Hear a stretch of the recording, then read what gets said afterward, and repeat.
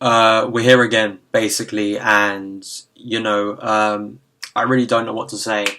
I'm going to start off. As you may notice, I've got a scar on my nose. Basically, one of my cats swiped at me last night. I had blood dripping down last night. It was actually quite painful. Still is painful right now. But the experience of that scar was less painful than watching Chelsea today. The one thing I always ask of players, above all else, I've said this in articles I've written, I've said this probably in videos before, that the one thing I ask of players, and I think this is probably most football fans, is effort and spirit. I want to see my team go into battle. That's basically the way I feel as a supporter. And when you see a team go out and put such a lack of effort and don't understand what to do in certain situations, collapse after going 1-0 down, all the attributes that you wouldn't attach to Chelsea, it's just absolutely disgraceful. And, there's no excuse for it. And really, you can probably go and watch my analysis with Crystal Palace. It's pretty much the same as this. Sorry if my phone's going to go off because, as you know, Chelsea losing, a load of people talking to me at the moment. But I don't know where to start. Team selection. It'll be all on Jose, and maybe rightly so. He puts a lot on himself in terms of pressure.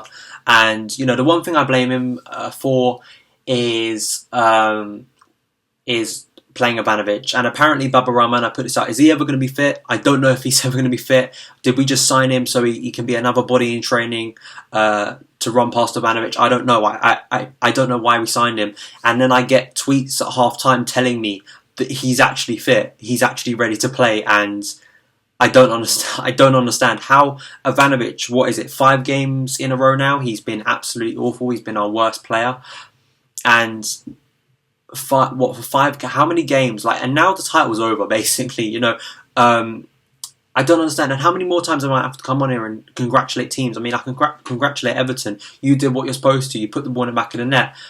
People show me, once again, possession stats, but once again, doesn't matter. Chelsea should know this more than anyone. How easy is it to score against Chelsea? Rather than just a joke of going down the right wing, putting the ball in and scoring a goal, which pretty much that's what it is, because one of the goals came from that side again today.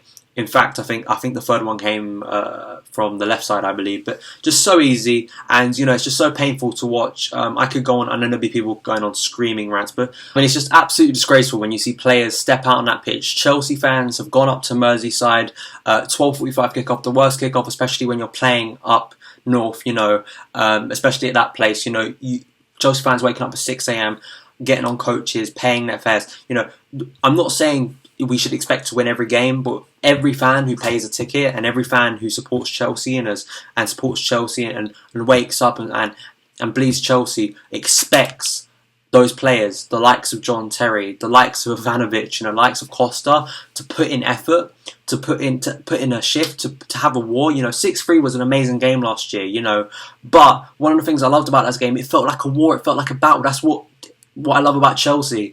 But it seems we've lost it all this season. It's just all gone. The players seem like, well, we've won the league, what's the point anymore? Pre-season, once again, we're running over old things, and it's going to become a pattern, it looks like, because we've got Arsenal next week, and they're probably, right now they're ultimate favourites to come to the bridge and do us, because it really doesn't matter at the moment, because the quality of the Premier League is, it seems every team are just going to be able to score against us. West Brom was a brilliant day because we won. But let's be honest, if Pedro Rodriguez wasn't on that pitch, we probably wasn't going to win that game. He was key in that, and we got lucky on that day because it was 3-2. You look at the first game of the season, Swansea deserved a point. You look at the Man City game, completely outplayed, completely bossed. City looked like they wanted to win. How many teams? It's just absolutely stupid to me. It looks like we're still in pre-season. I know there'll be people just going on rants, and to be honest, I don't know how of course that's inside me, and I want to go and scream, but I just feel I'm wasting my breath, really, and that's why I've done it on a webcam, because that performance doesn't deserve my full HD camera. Chelsea. I'm actually going to make this, maybe it's not fair for you guys, maybe, but I would say, how about this? Until we've got a Google Hangout now to go on and review the game. Basically, until Chelsea put in a performance that's worth my time to set up my camera, to set up my light, to talk about their performances, I will just do it on a webcam, because Chelsea's performances don't deserve me putting in the effort, because you ain't putting in the effort and you get paid ridiculous amount of money. I don't usually go on rants about money because, it's football and what you're going to do, and, it's getting ridiculous, so it's kind of out of the discussion now.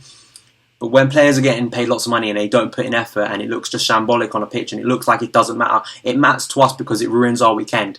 Our weekend is now kind of ruined. I have to now forget about football till Wednesday. And once again, Champions League, another big game, and then we've got Arsenal after that. It doesn't look like we're going to win any games at the moment, and it's just absolutely shambolic. There's going to be so much press about us. I'm just going to try and avoid it. I don't know what to say. Follow me on Twitter @ Chelsea. Subscribe for more CFC content. There'll be more coming, I'm sure, in the coming weeks, and I'm hopefully will be doing more of a wrap up and talking about stuff. And God, I don't know what to say. I do not know what to say.